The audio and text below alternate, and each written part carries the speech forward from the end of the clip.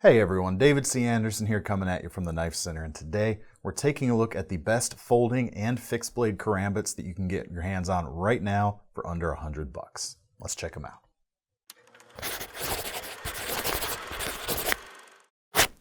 Alright, if you're not familiar with a karambit, they're pretty iconic. You'll typically have the index finger ring or a finger retention ring on one end of the handle, and on the opposite side you'll have this hawkbill shaped blade, a bit like a claw essentially. And while today they're mostly thought of as being tactical implements, originally back in Indonesia where these kind of originated, they were actually farming tools, for lack of a better word. You could use this type of shape to like rake against roots and that sort of thing.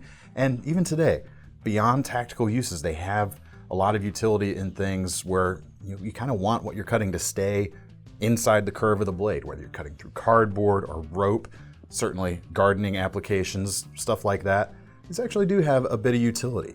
And in terms of kind of the tactical applications of what we're going to look at here today, I can't really tell you exactly how good they aren't at tactical things specifically. There's far more qualified people out there to be able to do that.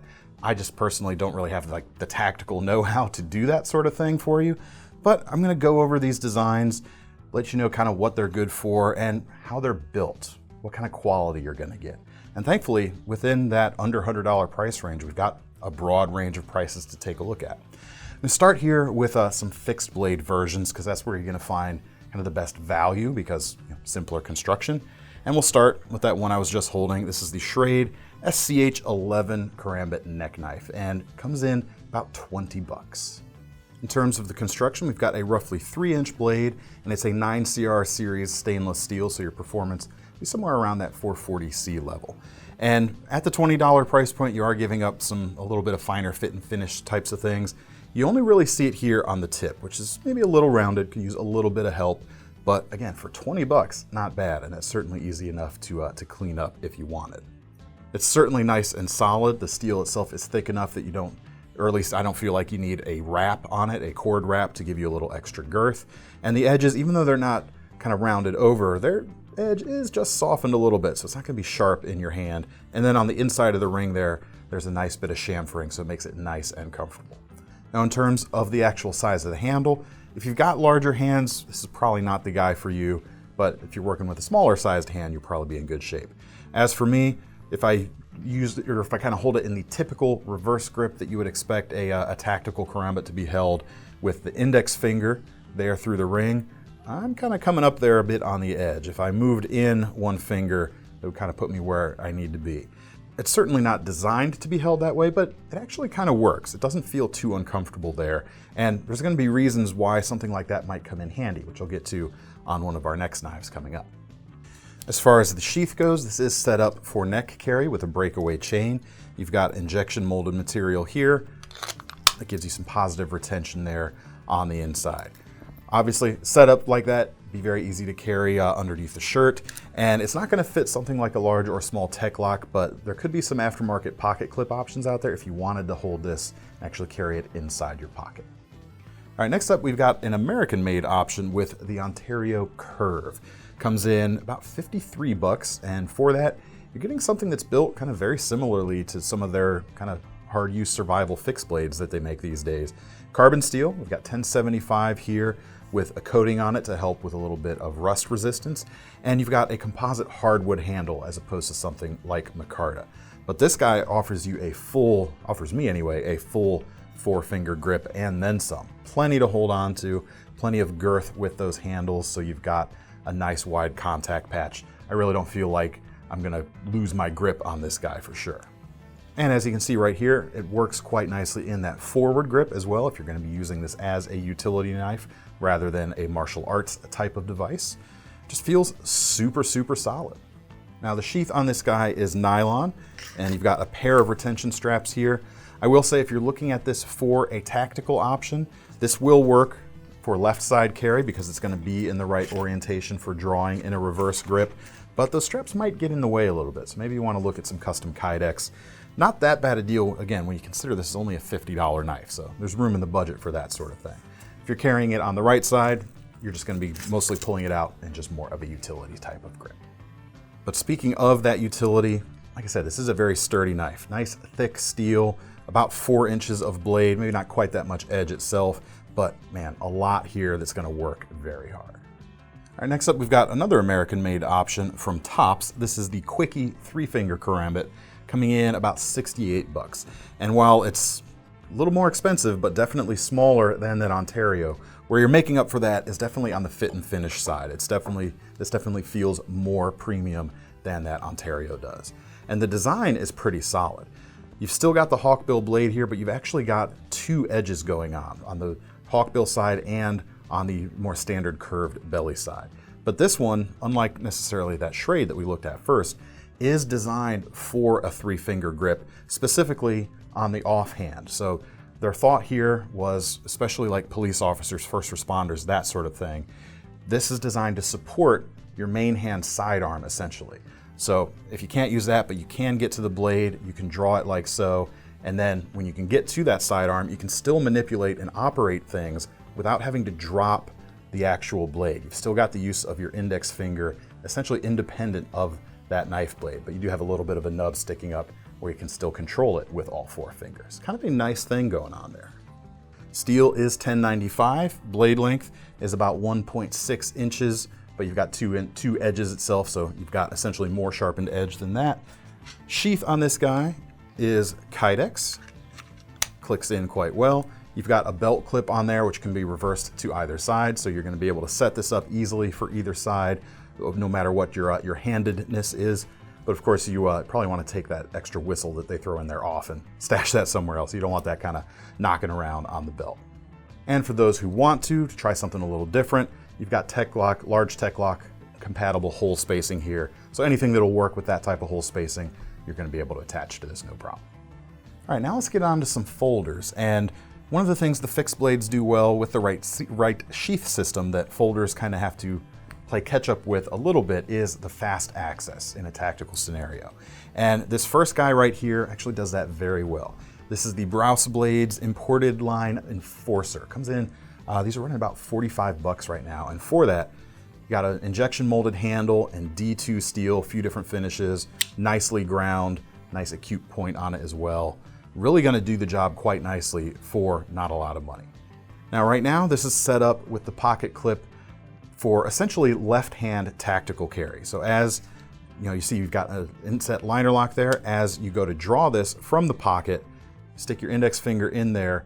I talked about the speed of access thing. You've essentially got 3, we'll call them fins here, on the spine of the knife. These essentially act similar to an Emerson Wave, which you're not really gonna find in the under $100 price point, but it allows it to be pocket deployed. So as you draw from the pocket, you can catch your hem on those fins, any one of them, and it's gonna rotate that blade open. So as you draw, the blade's ready to go. So that's what kind of gets around the speed disadvantage that folders have versus fixed blade Karambits in a tactical setting.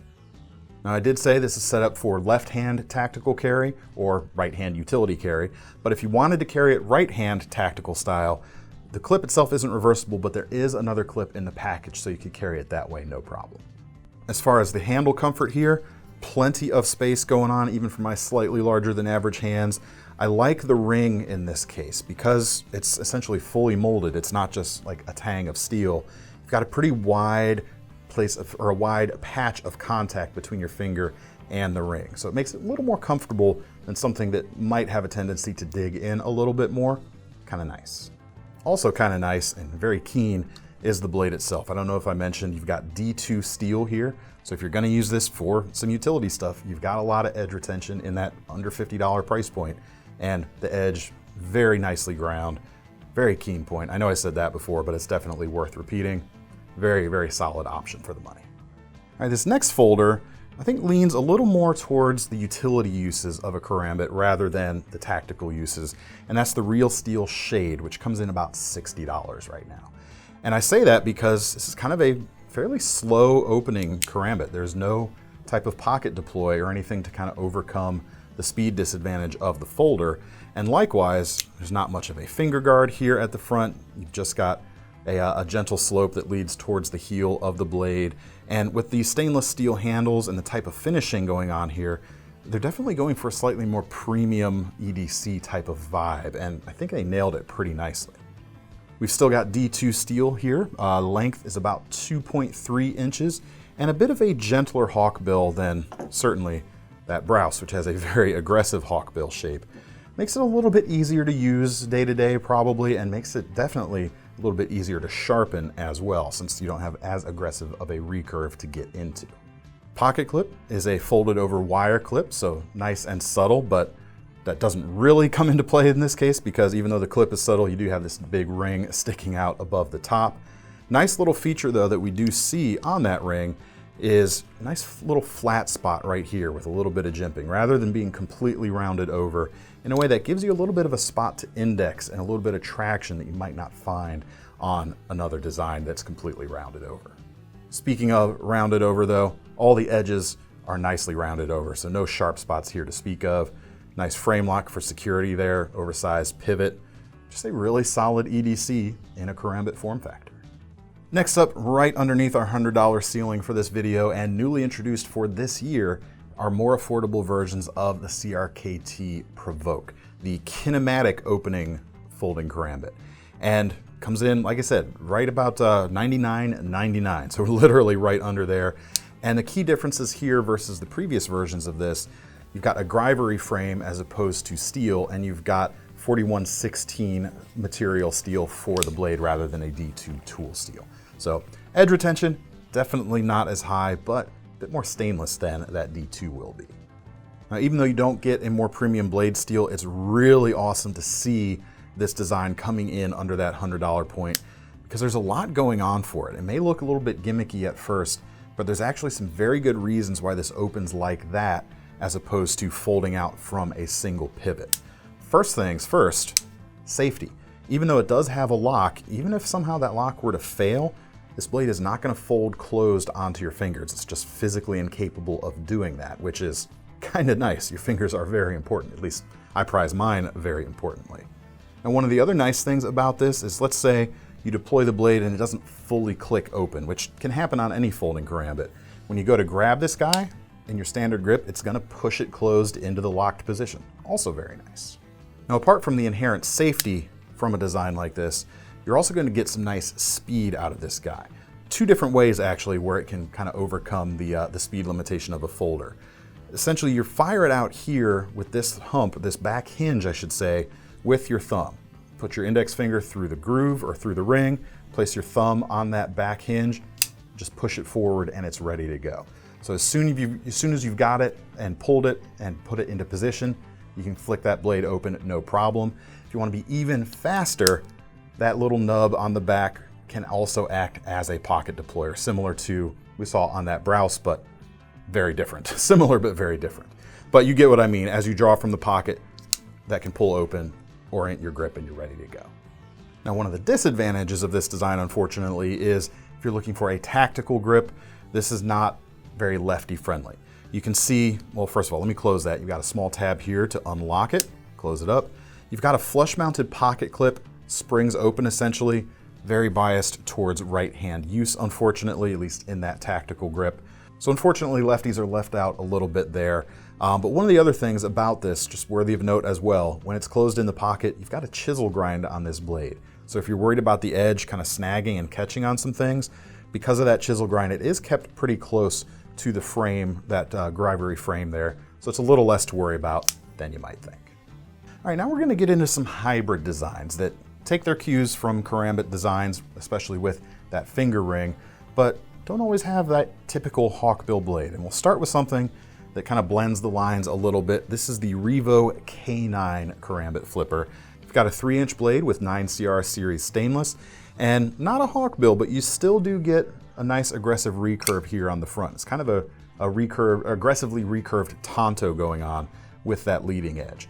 Might make it a little more suitable for some of your EDCs out there, since you've got a little more or a little less stabby point going on. Might be able to control that a little better in certain things. You can get it in this black stonewash or a standard stonewash finish. You've got a frame lock on the guy right there, reversible pocket clip, so you can carry it in any configuration, tactical or utility grip on the left or right hand side for either one. Now, in terms of opening this knife fast, you do have a little bit of a tab here. With a little practice, you can pocket deploy it with that, or You can thumb roll that open, or you can use the thumb cutout in the blade itself like a standard pocket knife would work. If you like that kind of karambit flair, but you want something maybe a little more practical, definitely check these guys out. This is the only kind of hybrid folder we're going to look at here under the $100 price point. Built really solid, they look good. I especially like that pop of red on the backspacer around the ring at the back, and pretty darn affordable too at that just $50 price point.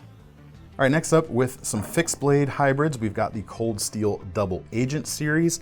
You actually can get this in a more traditional hawkbill shape that you would find on a karambit, but you can also get this clip point blade, 3 inches of blade in fact, and these guys come in about 30 bucks. And instead of just one ring, you've got 2 rings to hold on to. So extra security, twice as nice basically. You can carry it in the standard inverted grip, but for a more EDC friendly clip point like this, it'll work as well very nicely in that forward grip. Blade steel is AUS 8, got a keen hollow grind going on, and it's fairly thin, which if there was just the steel, that might be a problem for handle comfort, but you do have that overmold around the tang to give you a little more girth and kind of soften the edges a little bit. And you get that along with the advantages of a very slicing friendly blade. Sheath in this case is Securex, which is Cold Steel's name for their injection molded sheaths. There's actually essentially a secondary button safety built in. It's going to be kind of hard to just yank this out because you have to actually press that down to clear it from around that forward ring. So the extra retention is certainly nice. Now, best way to carry this is probably neck carry. Unfortunately, for those who might consider pocket carrying one of these guys, well, one, it is a little big, but even if you wanted to do that, the holes on the sheath are a little on the small side, so it might be a little difficult to make something like a Tech Lock work, or some of the Mummert titanium pocket clips or Ulti clips, that sort of thing. Could probably be done, but it is going to take a little bit of more doing than it would on something else with a more typically larger hole. Something like, for instance, the holes on the sheath right here, which is for our next knife, which is the Fox Karambit FB, and it comes in about 75 bucks. And as you can see, it comes with a Kydex sheath. Hole pattern's going to work with a large Tech Lock, no problem. And it comes with a Kydex belt loop attached as well. Or you can just leave those off and carry it neck style. You do have some paracord included. But enough about the sheath. Let's get back to the knife itself right here. Nice and sturdy, decently thick blade stock here. That is going to impact your slicing a little bit, but they did give it a hollow grind to at least keep it a little thinner behind the edge itself.